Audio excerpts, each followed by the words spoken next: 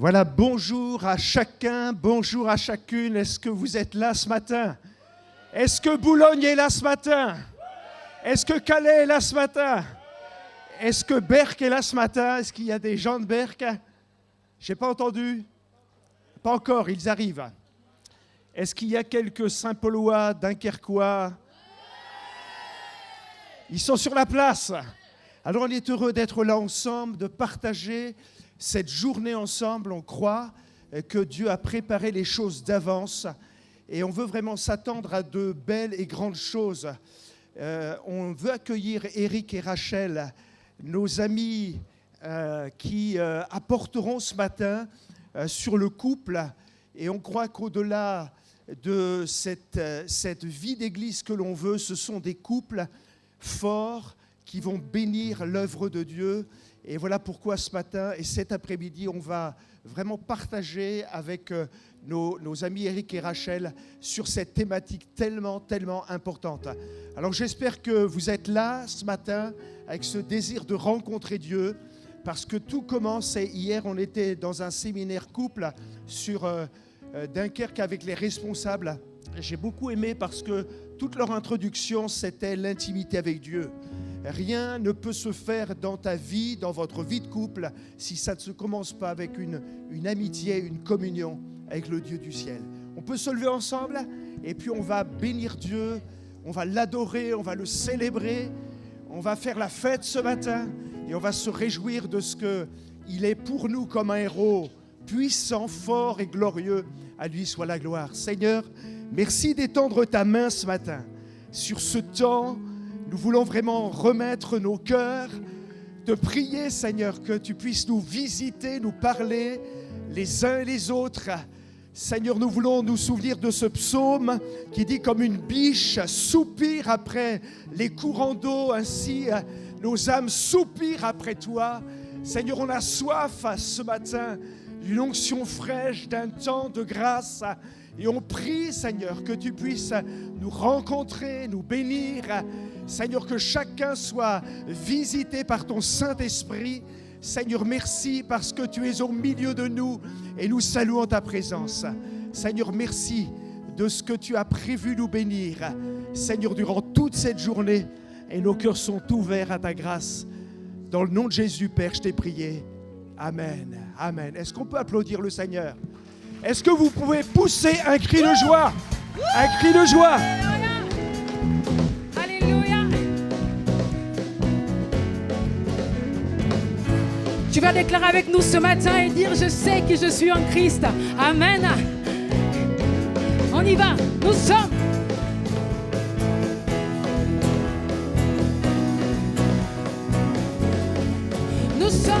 Nous sommes génération choisie, ameutée pour montrer son excellence.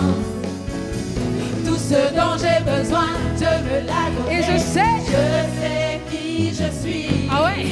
Nous sommes génération choisie, ameutée pour montrer son excellence. Tout ce dont j'ai besoin, Dieu me l'a donné. Je sais qui je suis en Christ, ce que j'ai en Christ, où je suis en Christ. Je sais qui je suis en Christ, ce que j'ai en Christ, où je suis en Christ. Alors tu vas dire: je marche dans la puissance, alléluia, j'accomplis des miracles, je vis une vie de faveur. Je sais qui je suis, marche dans la puissance, je marche dans le miracle, alléluia, je vis une vie de faveur. Je sais qui je suis. Déclare-les ce matin. Je sais qui je suis.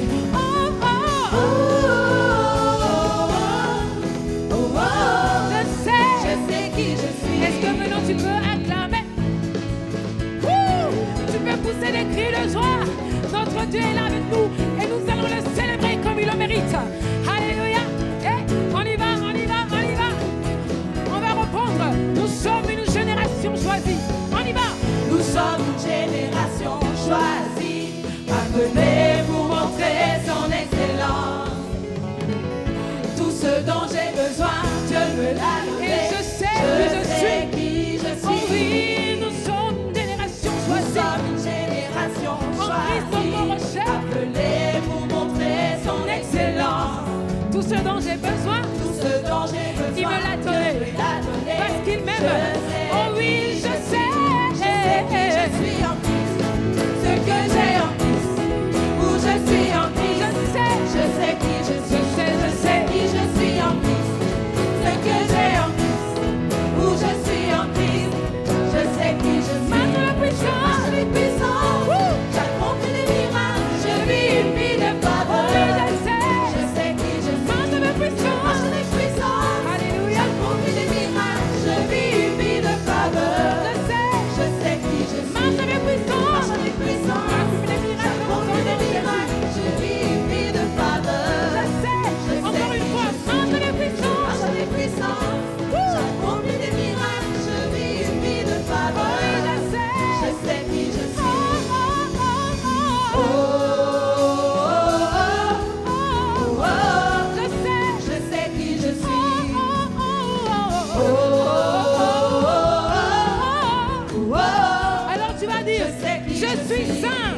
On y va. Je suis saint, en Christ, justifié, joyeux, précieux, comblé. On va le reprendre encore. Ah oui, je suis. Je suis saint, en Christ, justifié, joyeux, précieux, comblé de ses richesses. Ah, marche avec Marche puissance. avec puissance, j'accomplis des miracles, je vis une vie de faveur. Je sais. qui je suis. Marche avec puissance. Marche avec puissance, j'accomplis des miracles, je vis une vie de Alors, à faveur. vous. Je sais qui je suis. Marche avec puissance.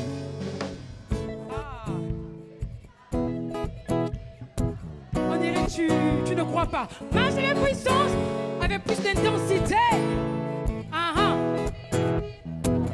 Encore une fois. Oh oui, marche avec puissance. Alléluia. Oh oui. Ensemble une fois. Marche avec puissance. Marche avec puissance, j'accomplis des miracles, je vis une vie de faveur. Oh oui, je sais. Je sais qui je suis. Marche avec puissance. Marche avec puissance, j'accomplis des miracles, je vis une vie de faveur. Je sais qui je suis. Alors tu peux acclamer ton Dieu. Alléluia. Alléluia. Amen. Bonjour Église, est-ce que ça va? Ouais, un plus gros ouais. Est-ce que ça va? Oui. Nous aussi, on est super contents d'être avec vous ce matin. Vous avez vu, on a une belle équipe. Donc entre Calais, Boulogne, Saint-Paul. Hein. Souvenez tout le monde. Donc Inès, Dorothée, Graziella. Moi, je ne me présente plus. On a Nancy, on a Sylvie, Ami, Enoch, Marc, Tristan et Mika. Amen. Et on est content d'être avec vous ce matin pour louer le Seigneur. Amen. Amen. Peuple de Dieu, on va chanter. Il est fini le temps de reculer sous les assauts de l'adversaire. Car Dieu se lève maintenant sur ce pays. Amen. Amen. On frappe des mains.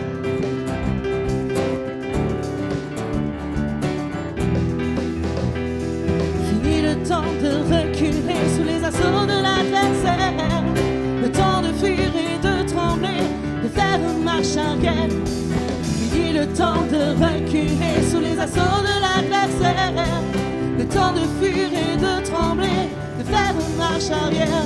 Car Dieu se lève, ses ennemis s'enfuient. Dieu se lève sur le pays. Oh, Dieu se lève, son règne est établi. Dieu se lève sur ma vie. On va reprendre ce chant. Fini le temps de reculer. On le chante avec conviction ce matin. Tu es enfant de Dieu. Dieu vit en toi. Tu as la puissance de Dieu. Amen. Fini le temps de reculer sous les assauts de l'adversaire. Le temps de fuir et de trembler, de faire marche arrière. Fini le temps de reculer sous les assauts de l'adversaire. Le temps de fuir et de trembler, de faire marche arrière. Fini le temps de reculer sous les assauts de l'adversaire. Le temps de fuir et de trembler, de faire marche arrière. Oh oui, le temps de reculer sous les assauts de l'adversaire. Le temps de fuir et de trembler, de faire marche arrière. Car Dieu se lève, ses ennemis s'enfuient. Dieu se lève sur le pays. Oh, Dieu se lève, son règne est établi. Dieu se lève sur ma vie. Oh, oh, Dieu se lève, ses ennemis s'enfuient. Dieu se lève sur le pays. Oh, oh, Dieu se lève, son règne est établi. Dieu se lève sur ma vie.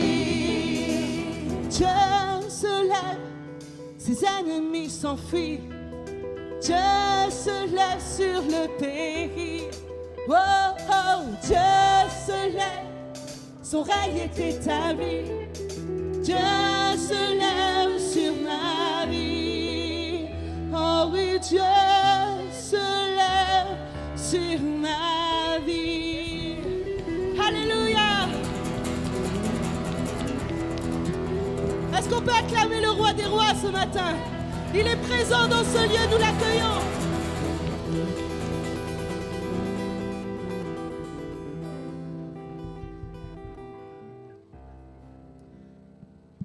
Et maintenant, j'aimerais qu'on puisse ensemble proclamer Jésus, tu es mon rocher.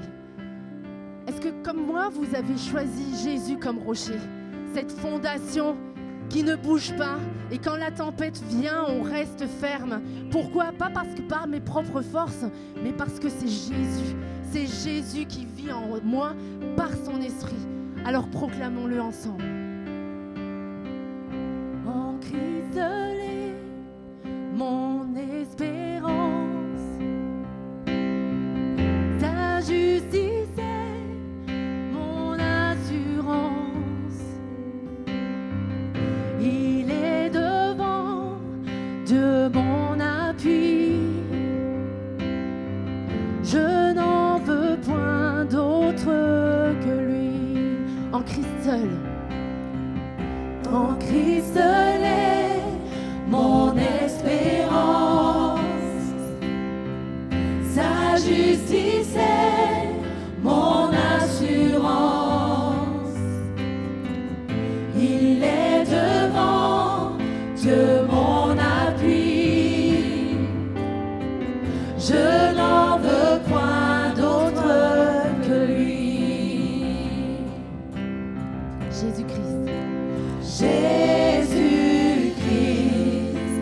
mon rocher, ma confiance est en son amour. Dans l'orage, il est Dieu, Seigneur de tout. Alléluia.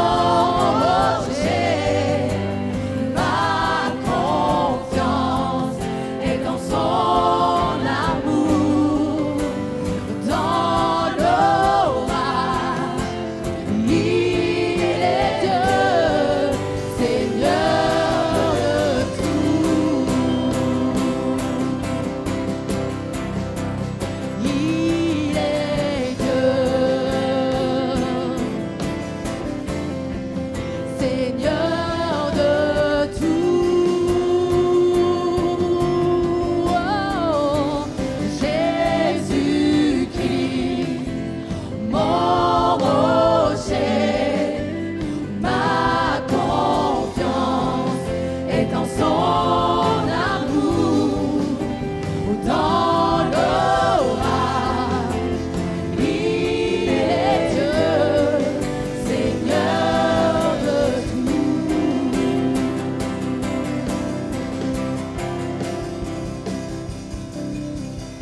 Quand il viendra nous retrouver en lui pour toute l'éternité, revêtu de sainte justice et sans blâme devant son trône. Jésus-Christ, Jésus-Christ, mon rocher, ma confiance est en son amour, dans l'orage. Il est Dieu, Seigneur de tout.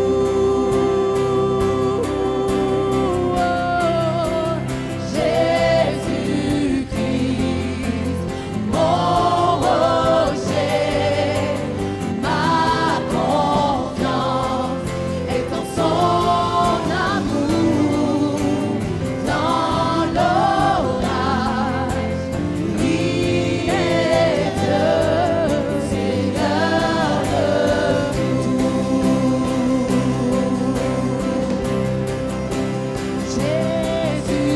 Jésus-Christ, mon rocher, ma confiance est en son amour, dans l'orage. Il est Dieu, Seigneur de tout. Alléluia, oui Seigneur, tu es le Seigneur de tout.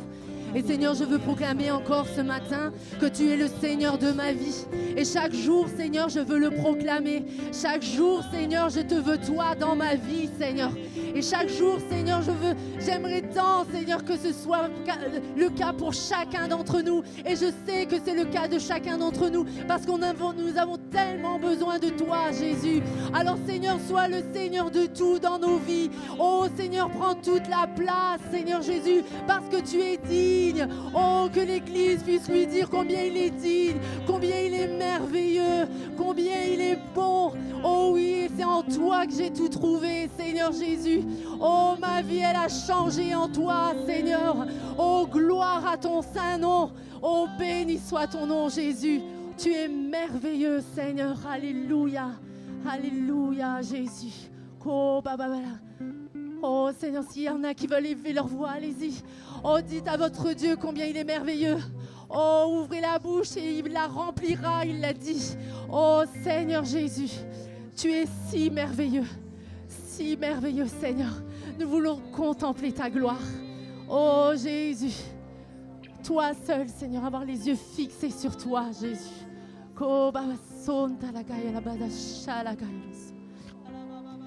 Seigneur, oui, tu es Seigneur de tout.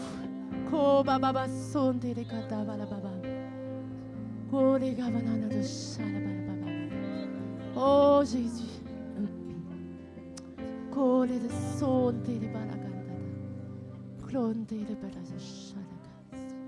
Alléluia Jésus. Seigneur Jésus. Nous émerveillés en ta présence. Alléluia.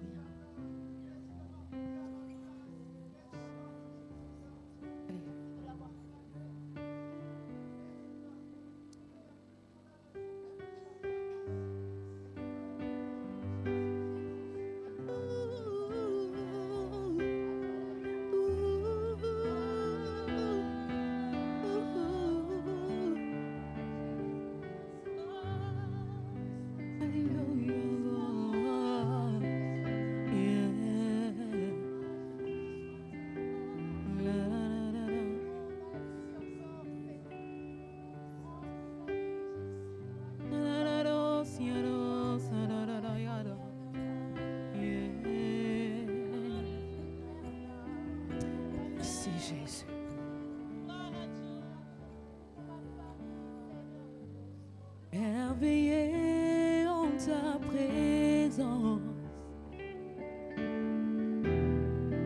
rien ne t'est impossible. Émerveillé en ta présence, alléluia, ta joie me remplit d'espérance. Émerveillé, je suis émerveillée devant ta présence ce matin. Rien ne t'est impossible. Oh Seigneur, émerveillé en ta présence. Ta joie me remplit d'espérance. Il n'y a personne comme toi, Père. Jésus. Personne n'est comme toi. Sur toute la terre, il n'y a personne. Personne ne peut te remplacer. Personne ne peut m'aimer comme tu m'as aimé, Seigneur. Alléluia. C'est pourquoi ce matin je déclare, tu fais. Chante-le ce matin. Oh Jésus, Gloire de Dieu, puissant est ton nom. tu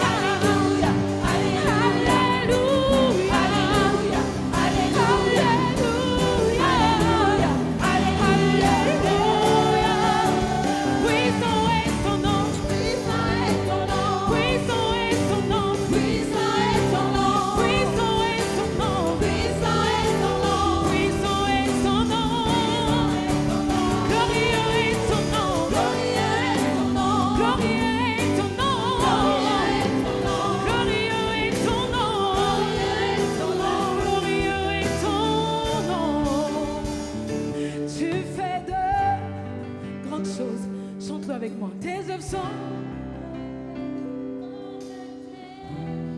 Puissant est ton nom.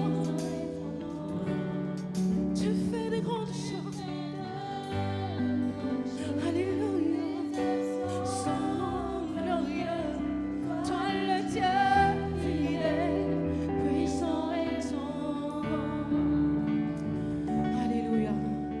Est-ce que tu peux élever ta voix ce matin et dire Seigneur merci pour les œuvres grandes que tu fais dans ma vie. Seigneur, merci. Quand bien même je sais que merci ne suffirait jamais, Seigneur. Oh oui, pour dire ce que tu fais, tellement si grand, Seigneur. Merci, mon Dieu. Alléluia.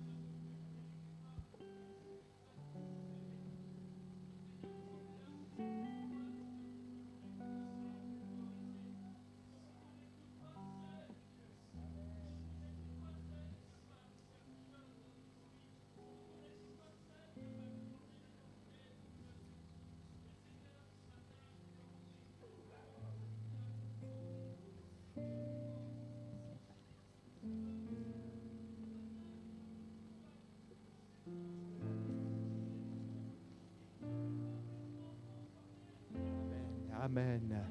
Gloire à Dieu.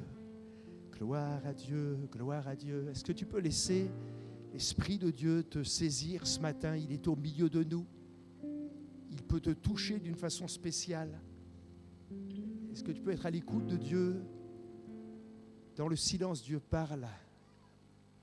Il veut laisser l'Esprit de Dieu bousculer nos cœurs. C'est un temps de cœur à cœur avec Dieu. Alors que tu l'adores.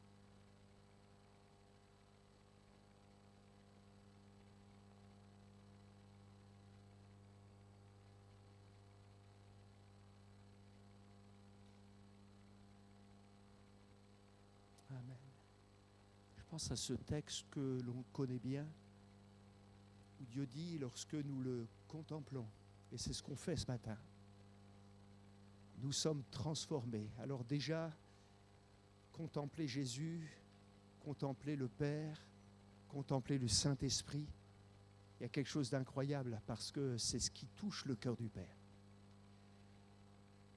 Mais il est dit, nous sommes transformés de gloire en gloire par le Seigneur l'Esprit.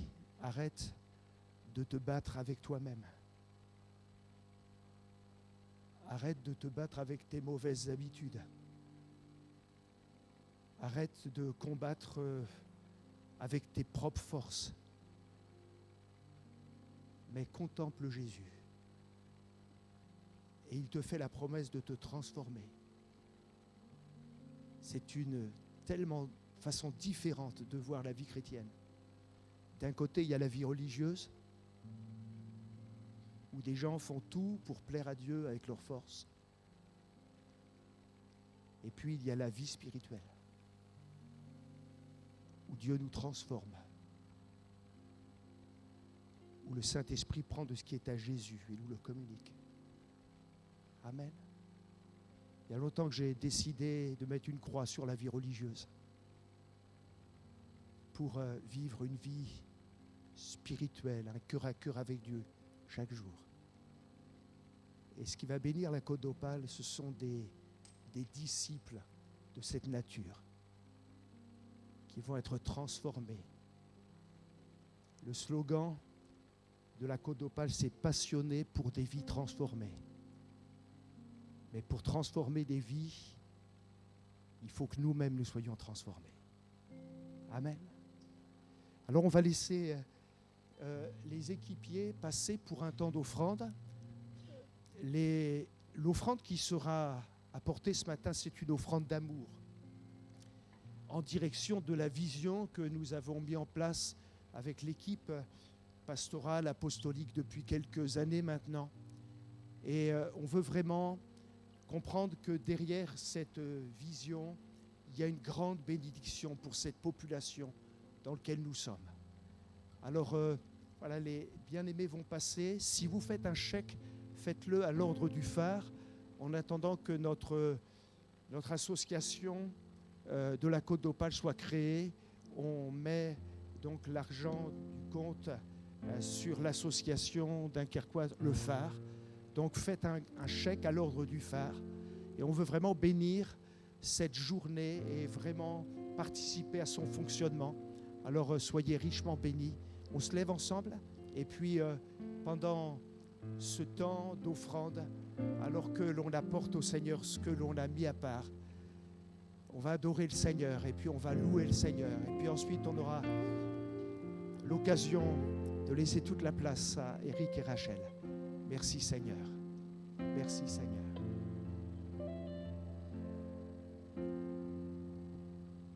Vous pouvez vous lever, hein?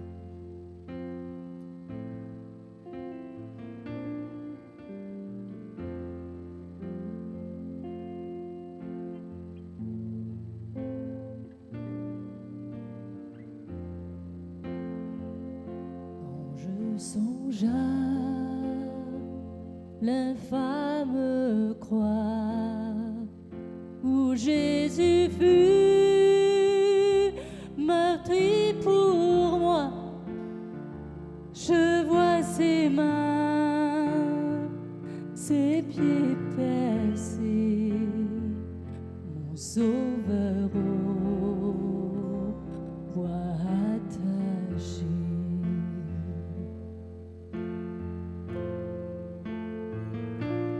Corps lié de l'âme trempée dans le tombeau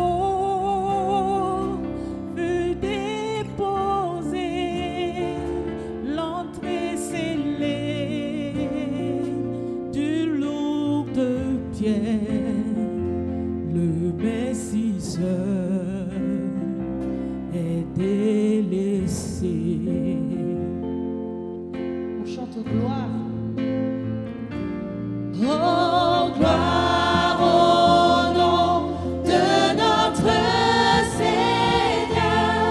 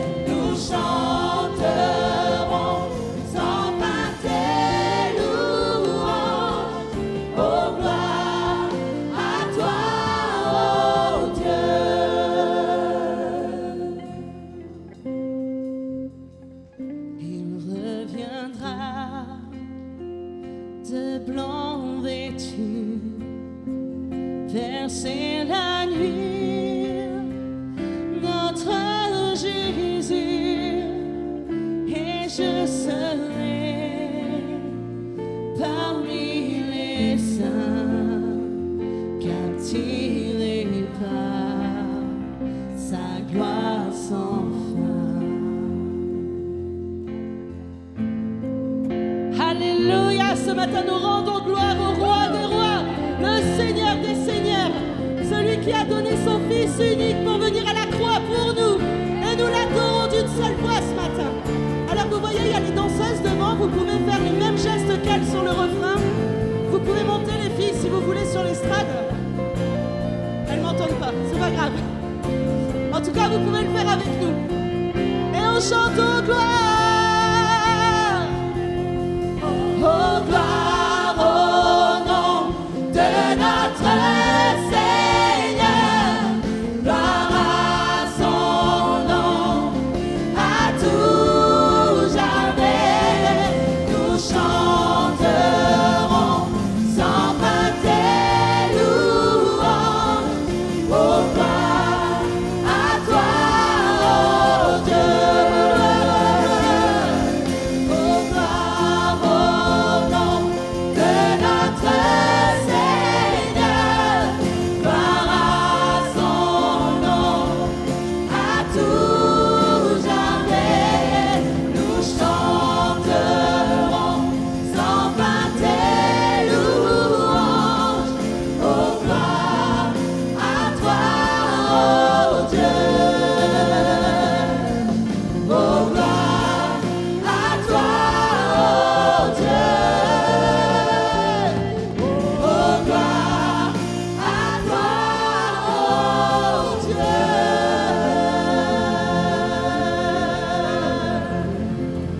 Est-ce qu'on peut acclamer le Seigneur? Wouh! On peut pousser un cri de joie pour le roi des rois ce matin.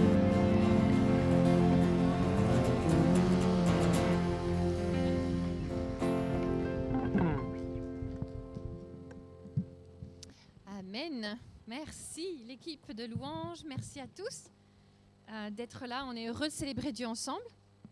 Il nous faut 2 micros, hein. Si vous nous connaissez, c'est indispensable. Allô, oui, c'est bon. C'est bon.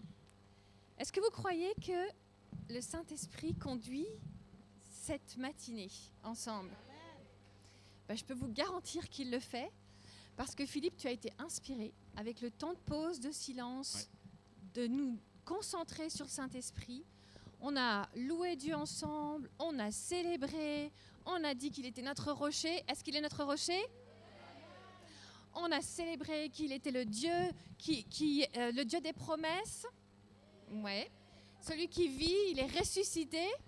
On l'a vu danser, on l'a chanté, vous avez crié, j'ai prié. On a dit tout ça, amen. Et tout ça, c'est vrai. Et Philippe, il a dit, on va parler du couple. Et en fait, oui, c'est vrai, on vient faire un week-end sur le couple, cet après-midi, ça sera sur le couple, etc. Et puis en fait, le thème a changé ce matin. Et je crois, amen. Ah, Philippe, il n'est pas au courant. Hein. De toute façon, il fait confiance au Saint-Esprit, nous aussi. Alors on l'a suivi. On a cherché un message sur le couple et non, c'est pas un message sur le couple. Mais vous allez voir que, pas entièrement. Mais on va parler des promesses de Dieu.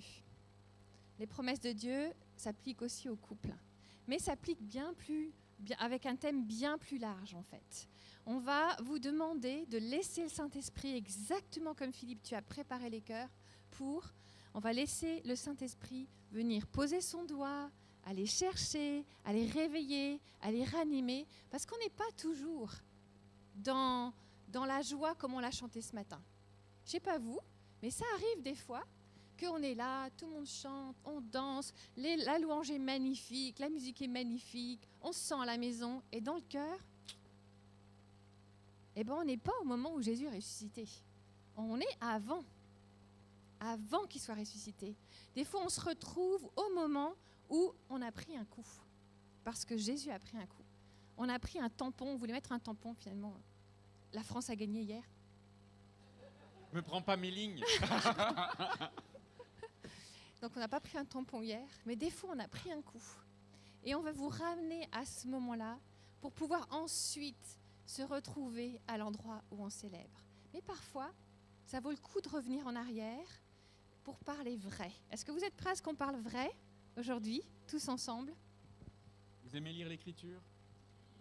Alors on va en lire ensemble un assez long passage, mais vous le connaissez, c'est un beau passage.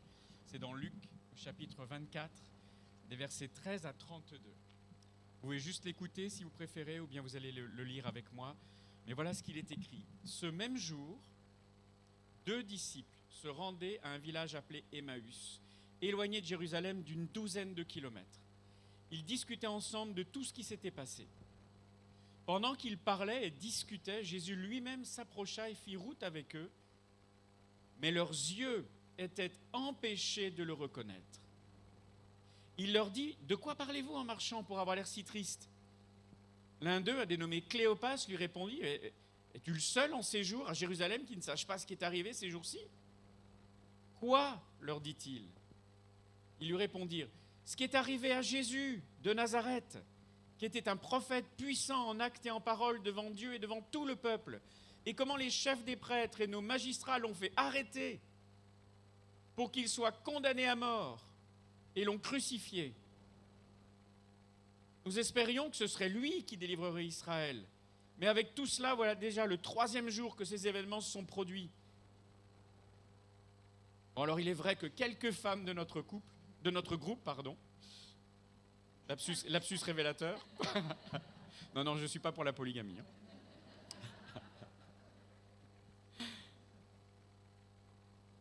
Ces quelques femmes nous ont beaucoup étonnés.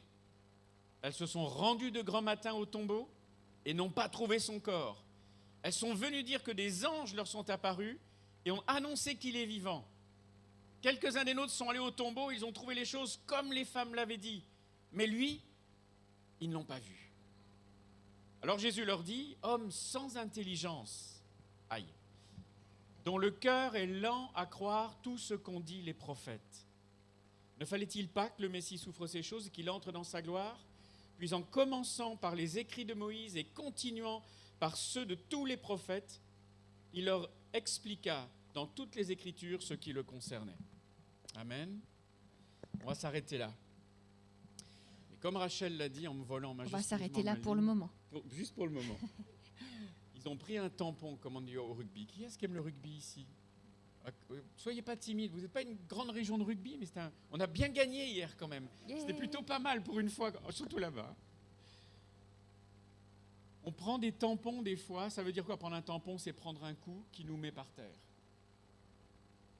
Et ce sont 2 disciples de Jésus-Christ qui sont ensemble, et normalement quand on est 2 ou 3, eh bien, réunis en son nom, il est là au milieu de nous, et c'est quelque chose qui va leur arriver.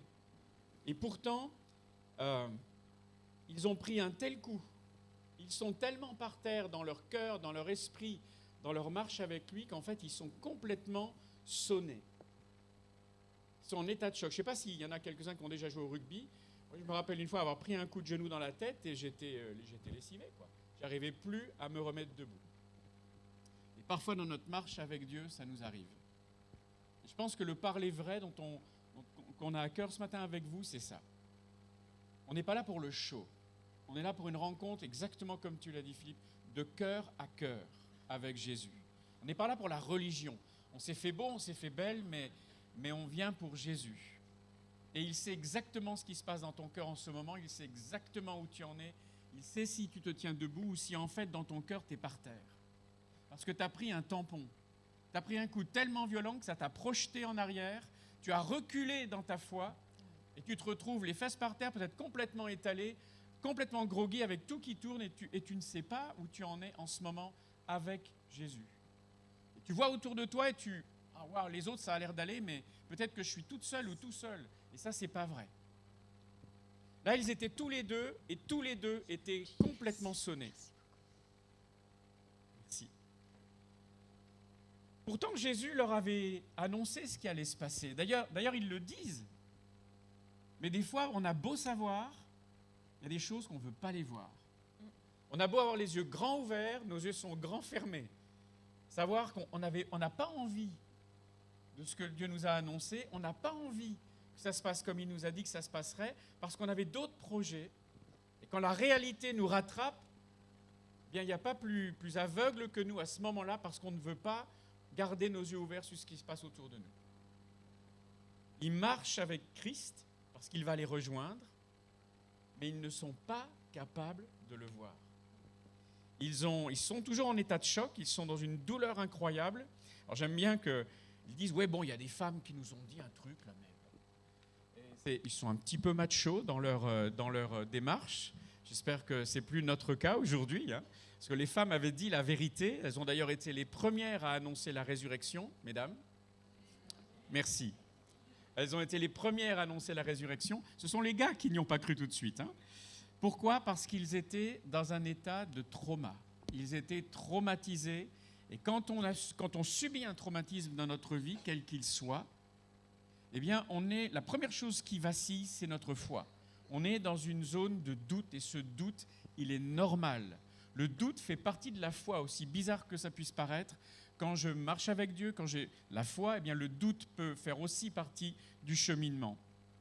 Et à ces moments-là, il est difficile de prendre du recul sur ce que nous traversons. Et c'est leur cas. Ils sont côte à côte avec Jésus, ils marchent avec eux, ils sont incapables de le reconnaître. On va quand même parler un petit peu de couple ce matin aussi. Parce que peut-être que vous vous dites, ouais, mais je ne sais pas s'il y en a beaucoup qui vivent ce que je vis. À un moment donné dans notre vie, Rachel et moi, on a pris un énorme tampon. On était dans un autre pays, on était partis pour servir Dieu, on avait obéi à la parole de Dieu, on avait fait tout ce que le Seigneur attendait de nous. Et pourtant, on a pris un tampon qui nous a mis par terre. Alors que je ne m'y attendais pas, j'ai eu un cancer, alors que j'étais jeune. Vous savez, quand le médecin vous dit, il prévient son infirmière, vous ne le faites pas partir parce que demain matin, je l'opère en urgence. Vous savez que ce n'est pas un bon signe de ce qui va suivre. Et puis, ça a pris des mois et des mois après l'opération, la radiothérapie. Tout ça, il y en a peut-être qui passent par le cancer en ce moment ici. Après, comme mon système immunitaire était complètement à plat, je me suis retrouvé un jour avec une méningite. Donc, après avoir failli perdre la vie avec le cancer, j'ai failli perdre la vie avec la méningite. C'était tampon après tampon, un peu comme les Anglais hier. Hein. Ils n'avaient pas le temps de se relever qu'ils en prenaient un autre. Sauf que quand c'est nous qui sommes au sol, à un moment donné, juste pour terminer l'histoire, tout ça a fait que j'avais une dépression. Et quand on est pasteur et missionnaire, c'était dans un autre monde, dans un autre siècle. Hein. Pour le coup, c'est vrai. Mais on n'avait pas le droit d'avoir une dépression, c'était un manque de foi. Mon frère, prie plus. Parce que si tu priais plus, tu ne serais pas dans la dépression. Je ne vais pas vous demander de lever la main. Moi, je tampon sur tampon. Et là où j'aurais dû recevoir de l'aide, j'en ai pris un autre. Là, celui-là, il était spirituel. Tu pries plus, ça va aller mieux. Mais c'est un problème de foi, ce qui t'arrive. Et notre couple s'est retrouvé en tension. Pourquoi ? Parce qu'au lieu, Rachel, d'avoir un mari d'avoir un collègue de travail aussi, parce qu'on bossait là-bas tous les deux, et d'avoir un papa pour nos 5 garçons, qui étaient petits. Ben, elle se retrouvait à tout faire toute seule. Moi, j'étais hors circuit. J'étais hors circuit pendant des mois et des mois. En tout, ça a duré 2 ans avant que je retrouve ma capacité à fonctionner normalement. Donc, on parle vrai. Vous croyez que c'est possible de passer ça tout en servant Dieu? Ouais. Peut-être qu'en ce moment, tu promènes des regards inquiets autour de toi dans ta vie et tu te dis, mais je ne sais pas si je vais arriver à me relever. Je ne sais pas, Jésus, peut-être qu'il est là, mais je ne le vois plus, je ne le sens plus, je ne l'entends plus. Et en fait, pourquoi? Parce que tu as pris un tampon. Et tu commences à douter, tu dis, à quoi ça sert? À quoi ça sert tout ce que j'ai fait jusqu'à maintenant et d'avoir donné ma vie à Jésus, etc. Et je voudrais qu'on lise un passage qui est dans le psaume 73, qui est un de mes psaumes préférés. Toutefois, mon pied allait fléchir, mes pas étaient sur le point de glisser, mais je portais envie aux insensés, en voyant le bonheur des méchants.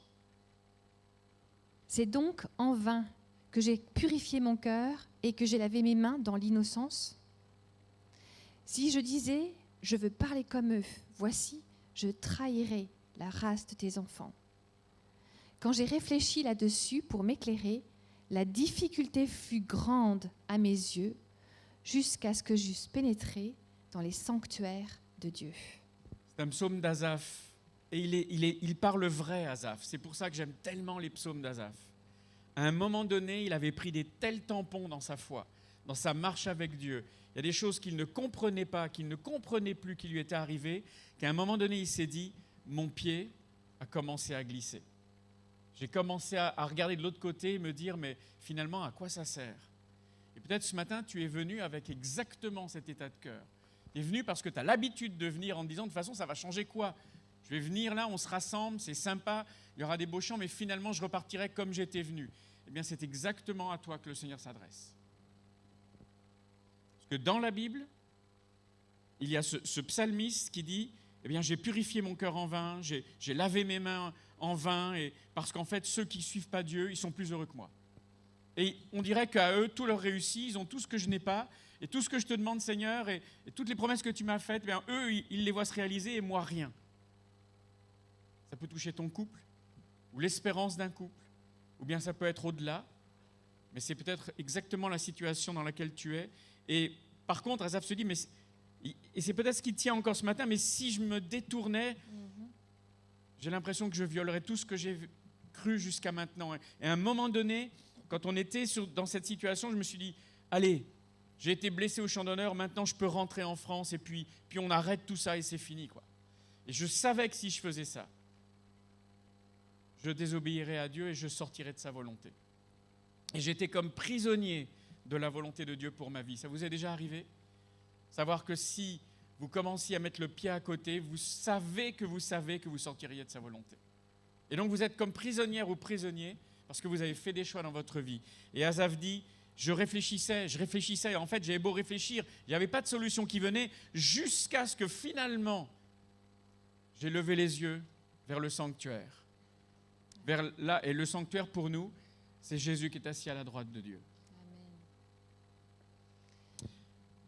Je termine. Simplement par une question. Qu'est-ce qui a abîmé ta foi? Qu'est-ce qui a abîmé ta foi? Qu'est-ce qui fait que ça a obscurci ton regard au point que tu ne vois plus Dieu maintenant dans ta vie? Qu'est-ce qui a obscurci ta foi et que tu as encore ce matin dans ton cœur? Tu ne le vois plus, là maintenant? Mais peut-être que tu pourrais toi aussi nous raconter, comme les disciples, les miracles que Jésus a déjà accomplis dans ta vie. Peut-être que tu as déjà vu Jésus à l'œuvre. Ils ont marché avec lui sur terre, nos 2 disciples qui sont sur la route d'Emmaüs. Ils l'ont vu ressusciter des morts, n'est-ce pas? Ils l'ont vu accomplir des miracles. Ils l'ont entendu parler des temps qu'ils étaient en train de vivre. Ils avaient reçu des promesses.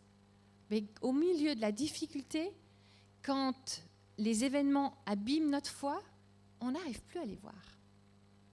Et on a beau s'entourer de joie, de louanges, etc. Mais dans le fond de notre cœur, on dit « Seigneur, au secours. Seigneur, au secours, parce que là, j'ai pris un tampon et je ne sais pas si je vais m'en relever. » Éric en parle quand il était malade, etc., on avait reçu des promesses. Dieu nous avait donné des promesses pour partir dans le pays dans lequel on était. Un truc incroyable. Le nom du pays inscrit sur le mur de l'église en lettres de feu. On le voit tous les deux. Seigneur nous envoie là-bas.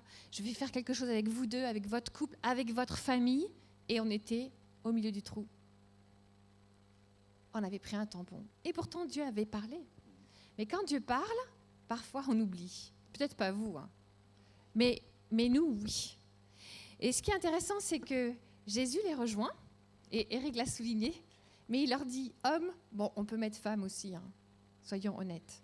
« Hommes et femmes, sans intelligence. » Ouch. De quoi il parle ici, de l'intelligence? Est-ce qu'il parle d'une intelligence intellectuelle qui permet de passer des diplômes, par exemple? Ben non. Ben non, bien sûr que non. Est-ce que l'intelligence ici, ça ne serait pas le fait de savoir regarder au bon endroit? Attends, Jésus est là, quoi. Mais ils ne l'ont pas reconnu. Juste fais une pause. Accepte de regarder dans quel état est ton cœur pour pouvoir voir à nouveau Jésus, en fait. Puis ce qui est fabuleux, c'est que là, il nous donne la méthode, en fait. La méthode pour s'en sortir. Peut-être que, comme Eric l'a dit, tu es venu aujourd'hui en te disant « Bon, ben voilà, Eric et Rachel, des fois on les voit sur l'écran, là on va les voir en vrai, ça va être cool. Et puis on va chanter, et puis on va passer un bon moment ensemble. » C'est pas du tout ça que tu es venu faire. Tu as un rendez-vous avec Jésus, là, ce matin. Tu as un rendez-vous avec le Saint-Esprit, aujourd'hui. Et il veut te donner la méthode pour que tu te relèves quand tu es en train de crier « Seigneur, au secours ». Et la méthode, elle est simple, elle est pratique, elle est efficace. Vous aimez ça? Ça vous va? Simple, pratique, efficace et durable. Et sûr et vrai, parce que c'est Dieu qui le dit. Il leur dit, on va passer les promesses de Dieu sur ton cœur.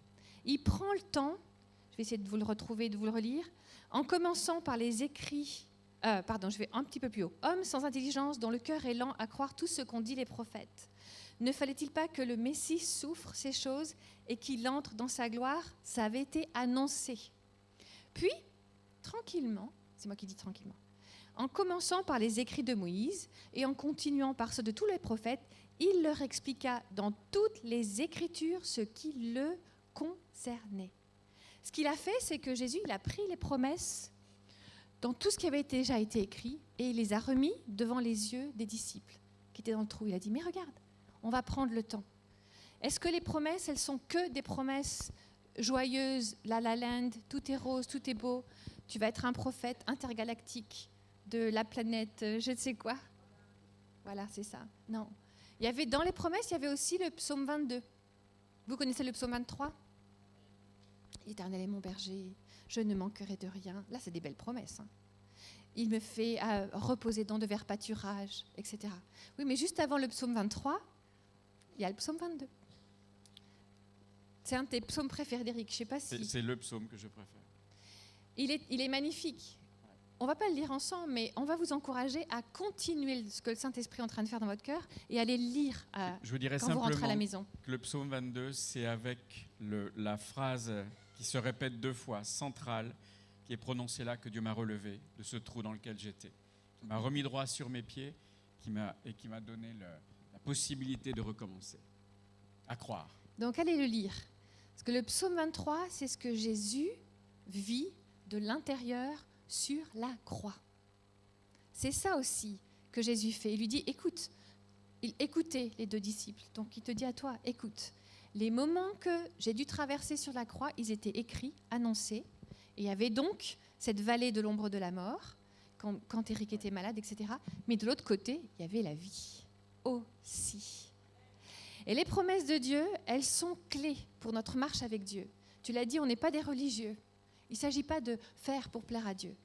Il s'agit d'avancer, de grandir, de s'accrocher avec foi, c'est-à-dire en croyant les choses que l'on ne voit pas, bonnes, que Dieu a promis, qui vont arriver. C'est ça la foi. D'ailleurs, l'ennemi, c'est la tour jumelle de la peur. Et les 2 fonctionnent avec le même ADN quelque part. La foi, c'est la ferme assurance des choses que l'on espère, même si on ne les voit pas, elles vont s'accomplir parce qu'elles reposent sur des promesses de Dieu. La peur, c'est la sœur jumelle en négatif. C'est la ferme conviction que même si tout va bien, quelque chose de terrible peut m'arriver et le mal n'est jamais très loin et le pire peut toujours être là. La foi me met en mouvement, me met en action, me fait avancer, prendre des risques et croire dans ce que Dieu me dit. La peur me paralyse, me dit ne bouge plus parce qu'on ne sait jamais, garde ce que tu as et garde-le, ferme les portes, ferme les volets, ne sors plus d'où tu es, garde-le jusqu'au retour de Jésus. Et en fait, ça nous fait reculer parce que si je n'avance plus, spirituellement, je suis en train de reculer. Les deux sont comme des sœurs jumelles, mais par contre, elles n'ont pas les mêmes conséquences dans notre vie. Et oui, parce que les deux disciples, ils ont peur. Ils ont peur, leur sauveur vient de mourir, ils ne savent pas ce qui va se passer, ils croyaient qu'il allait être le libérateur, et ils ont peur. Et parce qu'ils ont peur, ils n'arrivent pas à activer la foi et à le regarder, lui, Jésus, à côté d'eux. Pour activer la foi, on ramène les promesses. Chaque année, avec Eric, on fait un jeûne. Ça fait 20 ans qu'on fait un jeûne. Hein. Un truc comme ça. Donc ça fait très longtemps. Donc c'est pas le fait qu'on fasse un jeûne qui est important ici. C'est qu'on arrivait à la fin du jeûne cette année, 2023, et notre dernier jour de jeûne était le 8 février cette année. Donc c'est un jeûne un petit peu long quand même. Donc le 8 février, quand c'est un petit peu long, ça semble loin. Et puis, je suis mamie maintenant. Yeah. Vous avez vu, j'ai réussi à le caser. Je suis mamie maintenant, donc je dors un peu moins bien la nuit. Je crois que tu allais dire je dors avec un papy. Oui. Ah oui, c'est vrai aussi. Oui. Je dors avec un papy, mais c'était pas ça qui était important tout de suite. Je dors moins bien la nuit. Je sais pas si ça vous arrive à vous. Bon, une nuit, je dors pas de la nuit. Alors que c'est les hormones, je ne sais quoi. Deuxième nuit, je dors pas la nuit. Bon, quand ça s'installe comme ça, je sais pas vous, mais pour moi, c'est un des moyens que Dieu utilise quand il veut me parler. Et toujours, je lui dis, Seigneur, je passe quand même beaucoup d'heures réveillée. On pourrait pas se parler dans la journée, quand même. C'est un truc spécial à me dire. Non, au milieu de la nuit, vas-y, lève-toi. Donc, deuxième nuit, je dis, ok, Seigneur, si c'est toi qui essaie de me parler, je te promets, demain, je me lève. Donc, troisième nuit, rebelote, ding, réveillée. Ok, je me lève. Il fait froid, on habite au Colorado et notre maison est fraîche. Il fait froid, dans notre chambre il fait 12-13, donc j'ai froid, je vais dans mon bureau. Et puis, normalement, je lis ma Bible sur mon iPad. Parce que vous savez pourquoi ? Parce que je peux faire comme ça. Vous avez compris ? Je n'ai pas besoin de lunettes, moi. Je lis sur l'iPad. Mais ma femme est en déni par rapport à son âge. Les lunettes sont dans le sac. Elles sont bien protégées. Il ne peut rien leur arriver, elles sont dans le sac, dans la boîte. Mais voilà, elles sont pas en sécurité. Et moi, j'ai la foi. Je fais comme ça. Mais en pleine nuit, le Seigneur me dit, non, tu ne prends pas ton iPad, ni ton téléphone, tu prends telle Bible. Je ne sais pas combien vous avez de Bibles, mais j'en ai une pleine étagère. Hein. Tu prends telle Bible, une Bible que je n'ai pas ouverte depuis longtemps, parce que c'est écrit tout petit. Alors, je la prends, cette Bible. Je vous assure que c'est vrai. Je l'ouvre, clac, au hasard, à la bonne vieille méthode pentecôtiste. Je l'ouvre au hasard et je lis sur la marge une Bible de prise de notes, 8 février 2012. Wow. On arrête le jeûne le 8 février et là, il y a écrit 8 février 2012. Ah, je dis ok, là, c'est intéressant. Tu m'intéresses, Seigneur. Et je lis le verset à côté et je lis les notes que j'ai prises. C'est une promesse, je ne vous dis pas laquelle, parce qu'elle ne s'est pas encore passée. C'est une promesse que Dieu m'a faite le 8 février 2012. Et bien, ça fait très longtemps, 8 février 2012. Et je vous assure que, parce que je la répète souvent, cette promesse, je disais, il n'y a pas longtemps, je disais à Eric, écoute, il me semble vraiment que Dieu m'avait dit ça, mais ça ne s'est pas encore passé. Mais Dieu me l'a dit. Mais à l'intérieur de moi, je me disais, est-ce que je l'ai rêvé ?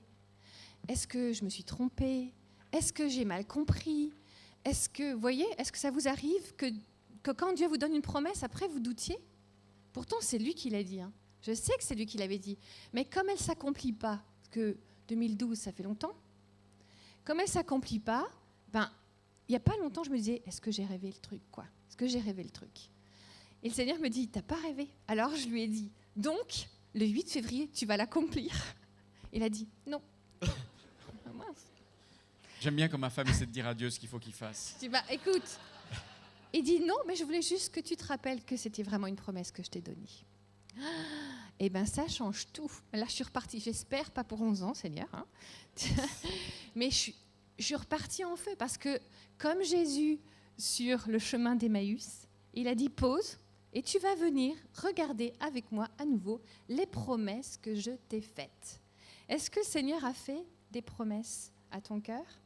Est-ce qu'il ne serait peut-être pas temps que Jésus lui-même te ramène au texte de l'Écriture qui parle de lui, parce qu'il veut te rappeler que c'est quand tu vas ouvrir tes yeux sur lui que d'un seul coup les promesses vont être réactivées.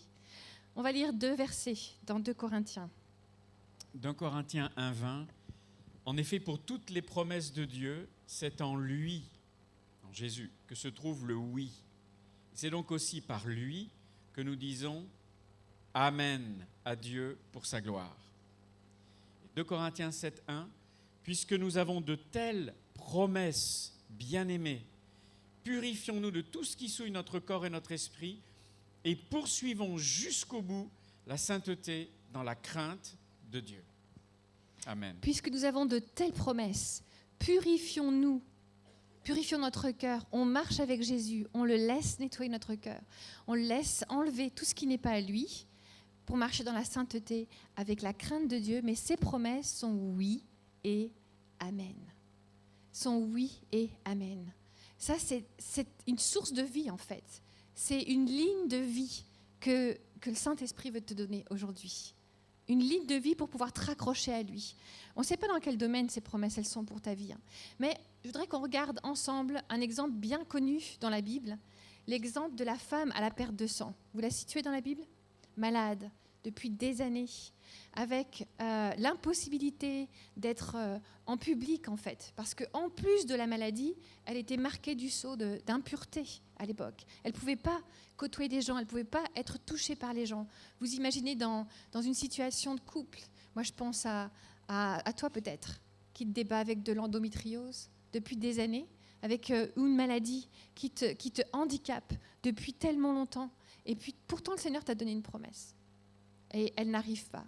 Ou peut-être que Dieu t'a donné une promesse au niveau donc, de la santé ou à un autre niveau de ta vie personnelle, de ton travail, etc. Mais bon, il y a cette perte de sang qui est là. Il y a l'évidence que la promesse n'est pas activée. Il y a l'évidence que la promesse n'est pas encore arrivée. Et qu'est-ce qu'elle a fait, cette femme? Elle a mis en action, en marche, sa foi. Elle a choisi de dire, moi, je marche avec Jésus, quoi. Je veux croire que ce qu'il a dit, il l'accomplira. Je veux arrêter de regarder à moi, mes circonstances, le sang. Je veux arrêter de regarder à ça et je veux regarder à ses promesses. Et elle s'est approchée de Jésus, elle a frayé son chemin, elle a trouvé un moyen d'y aller, comme toi, tu es venu ce matin. Aujourd'hui, tu as trouvé un moyen de revenir ici pour que le Saint-Esprit touche ton cœur.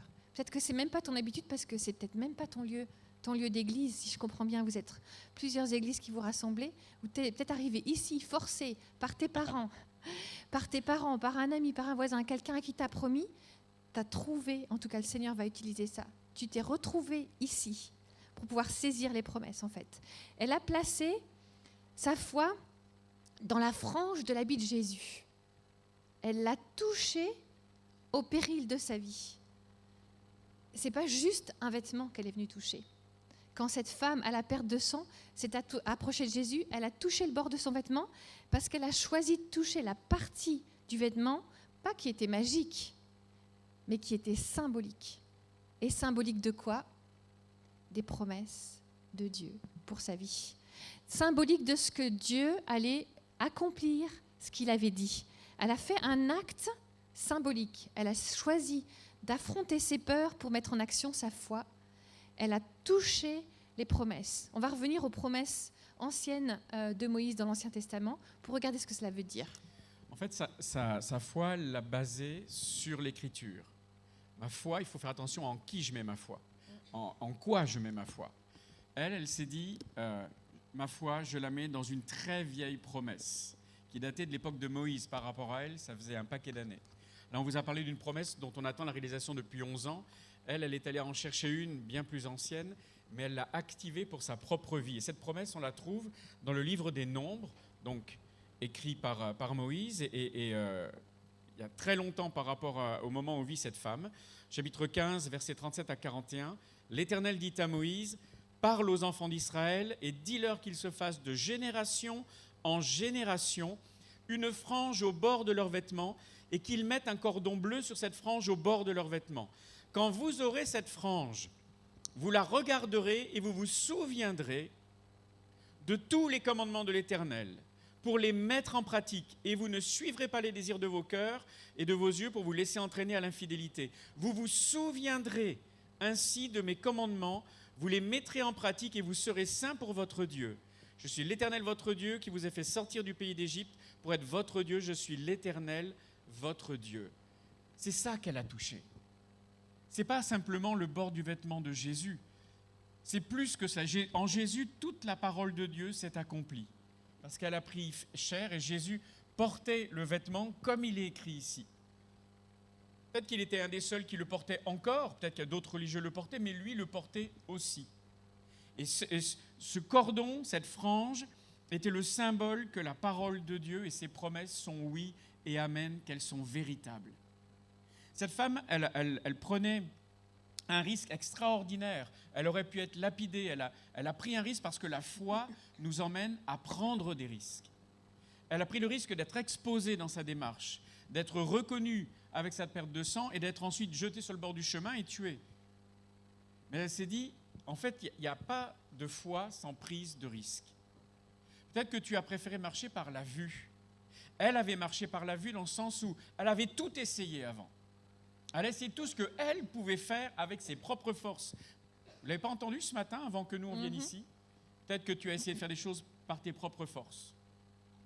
Mais en fait, bien, tu as épuisé toutes tes ressources, toute ton énergie, toute ton espérance, toute ta confiance en toi, et finalement tu t'es épuisé, tu n'as plus rien en réserve. Et vous savez, comme quand on ne peut pas aller chercher un noyé qui se débat encore, il faut attendre le dernier moment pour ne pas couler avec. Parfois, Dieu attend qu'on ait épuisé toutes nos ressources pour nous rappeler un détail, c'est qu'il est là. Et que c'est lui qui a une solution. Et en fait, elle saisit cette frange qui rappelle les promesses de Dieu, les commandements de Dieu, et le fait qu'elle avait foi dans ces commandements de Dieu, et notamment un, c'est intéressant parce que je l'ai vu affiché tout à l'heure dans la petite vidéo qui démarre la réunion avant qu'on commence à chanter. Vous vous rappelez de tous les noms de Dieu qui étaient exposés? Vous en rappelez de cette petite vidéo? Il y en a un qui est Dieu et l'Éternel qui guérit et qui restaure aujourd'hui. C'est Yahweh Rapha ou Jéhovah Rapha. Je préfère Yahweh à Jéhovah. Mais Yahweh Rapha qui est le Dieu qui guérit et qui restaure. Il veut guérir ton corps, il veut guérir ton cœur et ton esprit. Il veut restaurer ta foi. Seulement il faut à un moment donné, prendre un risque pour que cela se mette en mouvement. La foi, sa foi à elle s'est élevée au-dessus de ses peurs. Vous vous rappelez? Si vous basez vos actions sur de la peur, ça ne vous emmènera pas plus proche de Dieu. Au contraire, ça vous éloignera de lui. Ce matin, mets ta foi en action au-dessus de tes craintes légitimes, des obstacles, des raisonnements. Tant que Asaph raisonnait, il n'a pas trouvé de solution. Tant que les deux disciples discutaient entre eux, ils étaient aveugles, parce qu'ils étaient en état de choc et leur foi n'était plus capable d'avoir des yeux ouverts. Et pourtant, ils parlaient entre chrétiens. Vous savez que des fois, quand on parle entre chrétiens, on ne s'édifie pas. Au contraire, on peut des fois s'amener vers le bas. On a besoin pour cela d'arrêter peut-être de discuter et simplement de se dire, aujourd'hui et pour moi, un jour, il va y avoir un avant et un après. Peut-être que tu t'es dit, je repartirai comme j'étais venu. Grosse erreur. Tu t'es approché du Dieu vivant et véritable. Oui. Et lui a la puissance de te faire repartir complètement transformé, complètement restauré, complètement guéri. Elle a pris un risque, elle y est allée, elle a touché, elle a rien osé faire d'autre. Hein. Elle a touché la frange qui était au bord du vêtement de Jésus. Et instantanément, qu'est-ce qui s'est passé? Instantanément, qu'est-ce qui s'est passé? Elle a été guérie. Jésus s'est retourné, il a fait ce que les apôtres croyaient que c'était une blague, il a dit « Qui m'a touché ?» Les apôtres « Non mais tu rigoles ?» Mais il est Yahweh Rapha, il est vivant aujourd'hui.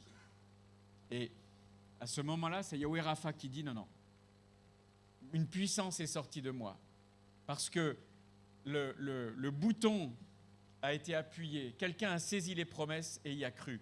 Ta foi, c'est ce qui active la main de Dieu. » Et ce matin, elle est prête à être activée. Il faut simplement que tu viennes saisir les promesses de Dieu pour ta vie, en prenant un risque. Alors, quelles sont-elles, ces promesses-là? Quelles sont-elles, ces promesses-là? Il est peut-être temps que tu les réactives. Si tu veux, tu peux prendre ton téléphone et puis les mettre sur l'écran. On ne va pas y passer trop de temps si ça ne marche pas. C'est complètement confidentiel. Si vous le faites, personne ne saura qui c'est. Mais ce qu'on veut vous inviter à faire, c'est soit l'écrire sur un morceau de papier pour toi-même, les promesses que Dieu t'a données, soit tu prends ton téléphone et tu attrapes le code là, et d'un seul coup, ça va te donner accès à notre nuage pour les afficher sur l'écran. Alors, tu ne mets pas de nom, pas de prénom. Alors, la promesse que je vais me marier avec Jean-Claude. J'espère qu'il n'y a pas de Jean-Claude. Est-ce qu'il y a un Jean-Claude? Ah mince, Jean-Claude, on vous aime. Gaston, voilà. Mais vous voyez ce que je veux dire. Vous ne mettez pas un nom. On n'est pas là pour parler aux autres, on est là pour parler à Dieu. Ce qu'on vous invite à faire, c'est ce que cette femme a fait. Elle a fait un pas, elle a traversé la foule, elle est allée faire quelque chose de visible. Elle est allée faire quelque chose de visible qui se voyait de l'extérieur. Elle a dit, je m'en fiche du regard des autres. Elle n'a pas parlé aux autres, vous parlez à Dieu là maintenant. Je m'en fiche du regard des autres. Seigneur, tu m'as donné des promesses. Alors, je suis certaine, parce que c'est comme ça que Dieu fonctionne, que tu as reçu des promesses de Dieu, et parce qu'on vit dans le temps dans lequel on vit, des promesses qui ne se sont peut-être même pas encore réalisées.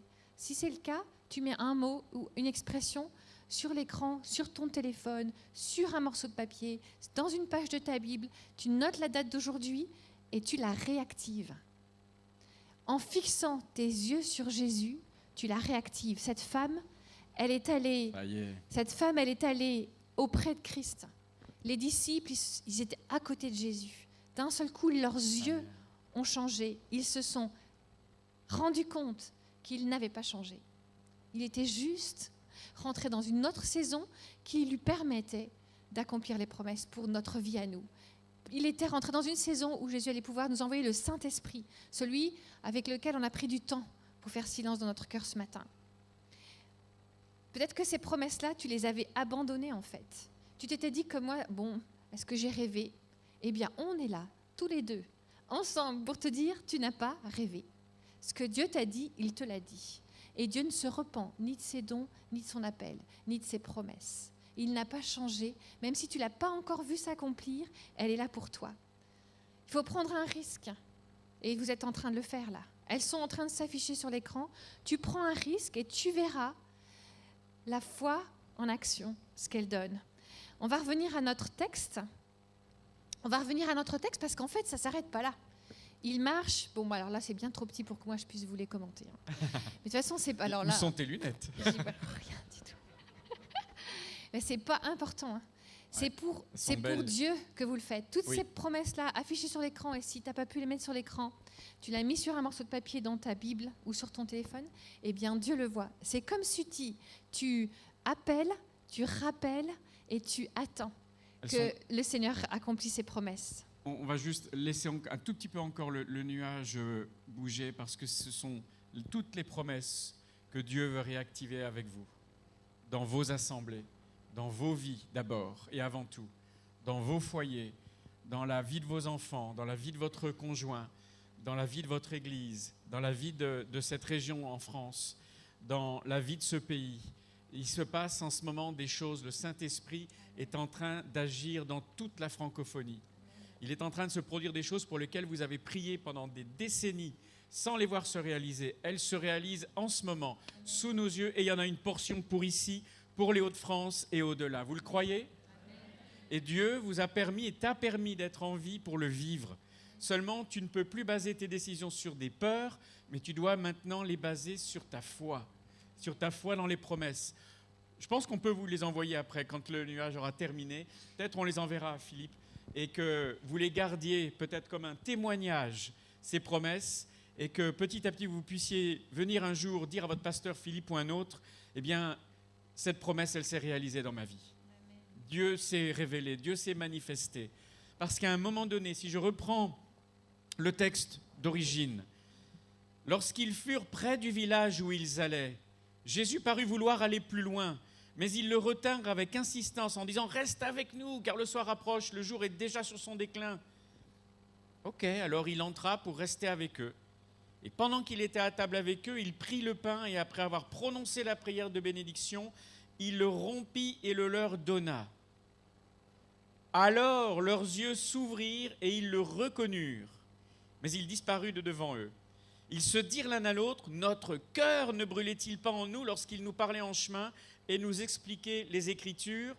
Leurs yeux se sont ouverts enfin et le feu a repris dans leur cœur. Leur premier amour s'est réactivé et ton premier amour peut être réactivé si tu renouvelles ta foi ce matin et ton engagement à croire dans les promesses de Jésus pour ta vie. Tes yeux vont se réouvrir, tu vas le voir à nouveau dans ta vie, tu vas voir, tu vas entendre sa parole, tu vas sentir sa présence et le feu va reprendre dans ton cœur. Et ta capacité à t'émerveiller de la présence de Jésus va à nouveau être là. C'est ce qui est arrivé à ces deux disciples, mais il faut les saisir, ces promesses. Leur cœur brûlait à l'intérieur d'eux.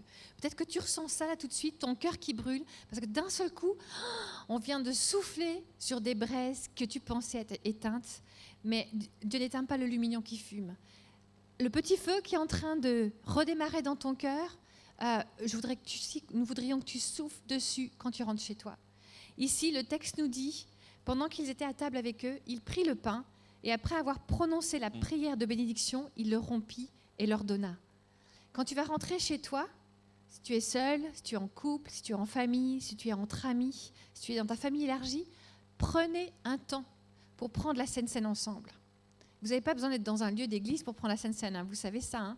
C'est quand on est rassemblés entre nous, on veut se souvenir du sacrifice que Jésus a accompli à la croix, son pain, son corps donné pour nous, son sang versé pour nous. Et aujourd'hui, tu rajoutes la promesse qu'il t'a donnée ou les promesses qu'il t'a données. Notre cœur ne brûlait-il pas en nous? Pour que ton cœur continue de brûler, que tu ne te dises pas « Oh, c'était un beau rêve, un beau moment ». Mais pour que tu le réactives et que tu le mettes en action en rentrant, est-ce que vous êtes prêts à le faire? Est-ce que vous vous engagez à prendre la Sainte Seine chez vous pour réactiver cette promesse? Est-ce que c'est quelque chose que vous pouvez faire? C'est une façon pour toi de dire « Je saisis la frange, je rentre chez moi et je dis « Seigneur, je reprends le texte, je prends le pain, Seigneur, avec toi. Je me mets à table avec toi et Seigneur, le pain que tu as rompu pour moi avec le vin ou le jus de raisin ou la paix Dieu. » On a appris ça hier. On s'en sert maintenant. En pratique. Vous voyez, c'est symbolique, hein, c'est pas magique, c'est symbolique. Mais en rentrant chez vous, vivez quelque chose avec Jésus pour continuer à vivre ce moment avec lui. On va demander à la louange de venir parce qu'on va vous demander de faire encore plus. Donc si la musique veut bien venir, et puis les équipes de prière, on va prier pour vous dans pas longtemps. Je vais terminer en lisant le dernier morceau de ce texte. Mais il était tard puisque la lumière tombait, le ciel se couchait. Peut-être que quand vous allez rentrer chez vous ce soir, il va être tard. Et il y a une petite voix qui dans votre cœur va te dire « Ok, tu as eu une belle journée, c'était bien, mais bon, tu peux faire ça plus tard. Demain, il y aura un autre jour. » Ces deux disciples n'ont pas attendu le lendemain. Au moment même, alors qu'il faisait nuit, ils se sont dit « Ce qu'on a vécu, c'est tellement important qu'on va immédiatement faire le chemin inverse. » Et je voudrais vous dire, résistez à la voix qui ce soir va vous dire « Oh, c'était un bon moment, mais tu feras ça un autre jour. » Cette Sainte Seine, en couple, en famille, ou bien même seul, parce que tu n'es jamais seul, Christ est avec toi. Prenez-la. Prenez-la comme un engagement de foi. Dire, Seigneur, ce que j'ai entendu, je le scelle avant que minuit arrive, avant que demain soit un autre jour. Déjà, demain ne nous appartient pas, il ne t'appartient pas non plus, il n'appartient qu'à Dieu. Mais aujourd'hui, je veux que ce soit le jour où il y aura un avant et un après. Aujourd'hui est le jour de ton salut. Si tu n'as pas fait alliance avec Dieu, si tu n'as pas donné ton cœur à Jésus, bien fais-le aujourd'hui. Parce qu'aujourd'hui, c'est le seul moment qui t'appartient. Et aujourd'hui, c'est un moment où Dieu t'interpelle. Que tu sois la première fois dans une église ou bien que tu aies déjà passé des décennies avec Jésus, c'est aujourd'hui qu'il te demande une réponse qui vienne de toi. Ne le fais pas attendre. Jésus dit, c'est aujourd'hui que je frappe à la porte de ton cœur et que je veux y entrer. Alors laisse-moi entrer.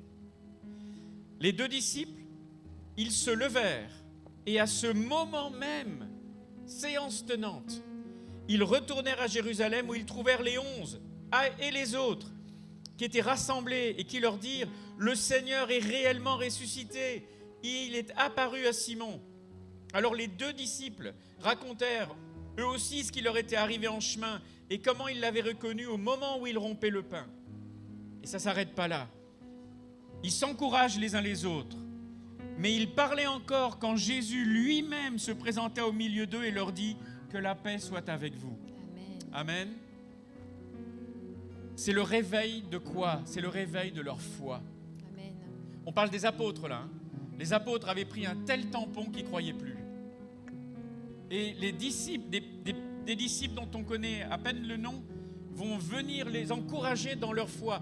Aujourd'hui, peut-être que tu dis, mais moi je suis qui? Mais tu es un encourageur ou une encourageuse. Et Dieu t'appelle à venir réveiller non seulement ta foi aujourd'hui, mais ça va être contagieux, un feu qui se répand et tu vas réveiller la foi autour de toi aussi.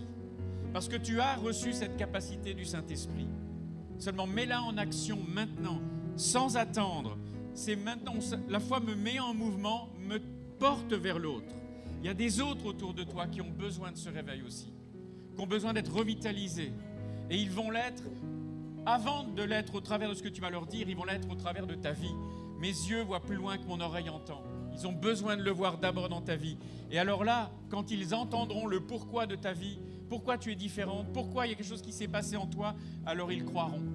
Et le feu va continuer de se répandre. Si tu veux faire ce pas de foi, lève-toi. Lève-toi à ta place et fais comme cette femme. Viens sur le devant. Viens sur le devant. Il y aura des équipiers de prière. Si j'ai bien compris, on va prier pour toi. Ah là, ça demande du courage. Dire amen dans son cœur, etc., c'est plus simple. Mais si Dieu a déposé une promesse dans ta vie et que tu sens qu'il la réactive aujourd'hui, qu'il te la rappelle, fais ce pas de foi. Lève-toi, approche-toi. Les équipiers de prière vont prier pour toi, mais ce n'est pas pour qu'on te regarde que tu le fais. C'est parce que tu dis comme ça, Seigneur, moi, je ne veux plus rester assis. Je ne veux plus rester assise. Je ne veux plus rester dans la peur. Je ne veux plus laisser la peur me contrôler. Mais aujourd'hui, je saisis par la foi ce que tu as déposé dans mon cœur.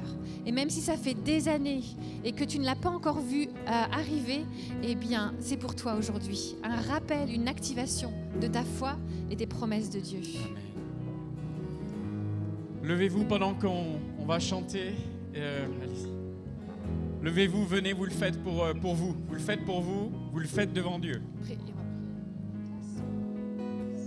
Amen, Seigneur.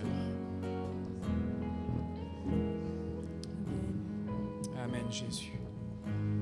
Avant mes premiers mots, Si vous êtes en haut au balcon, vous pouvez vous lever, vous approcher de la rambarde si vous voulez. Et on va prier pour vous devant. Et on priera avec vous.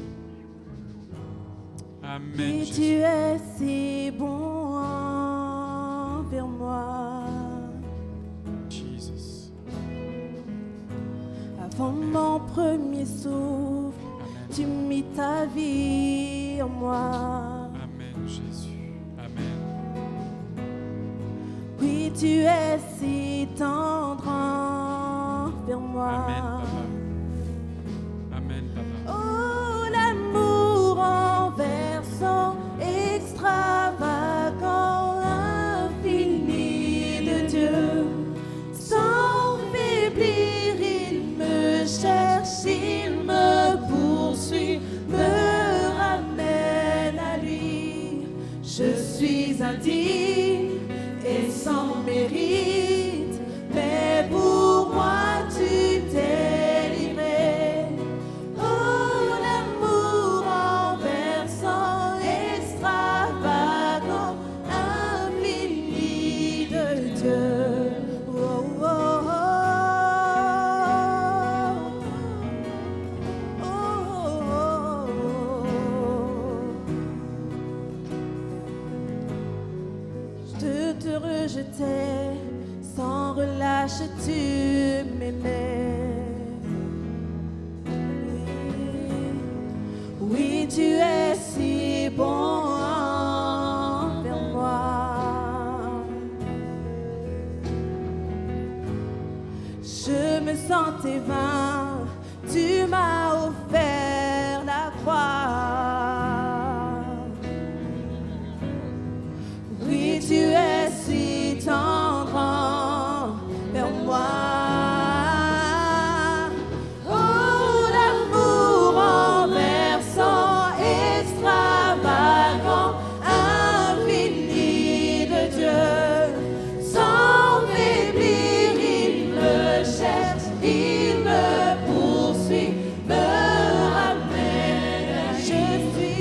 Je suis indigne et sans mérite, mais pour moi tu t'es livré.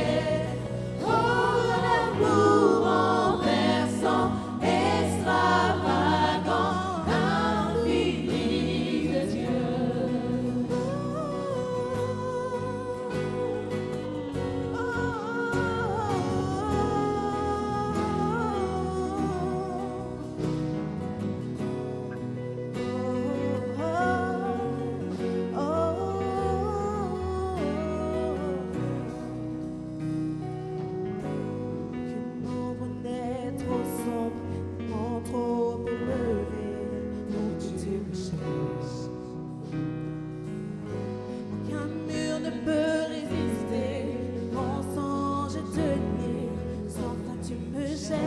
On va le dire encore une fois. Aucune ombre n'est trop sombre, ni trop élevée pour que tu me cherches. Aucun mur ne peut résister, ni mensonge te lie, sans toi tu me cherches. Aucune ombre n'est trop sombre, ni trop élevée pour que tu me cherches.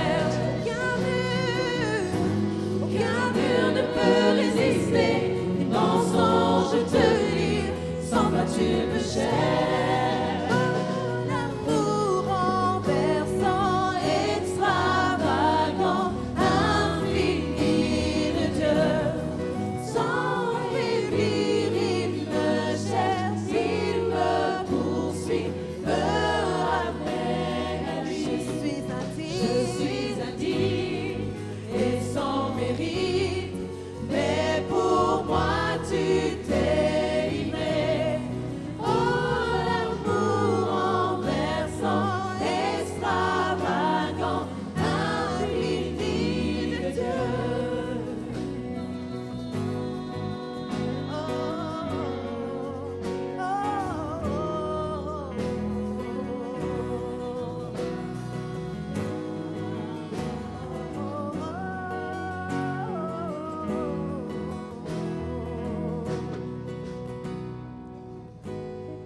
L'ombre n'est trop sombre, ni mon trop élevé pour que tu me cherches.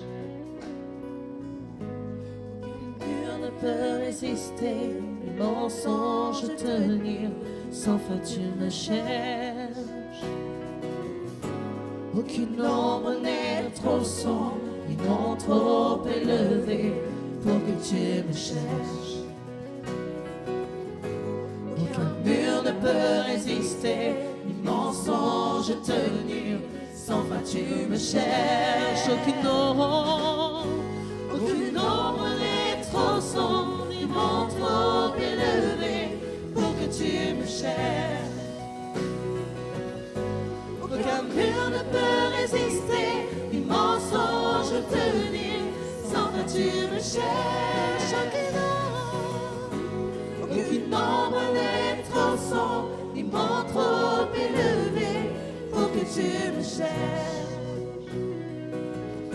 Aucun mur ne peut résister, ni mensonge tenir, sans toi tu me cherches. Oh, l'amour renversant, extravagant, infini de Dieu. Sans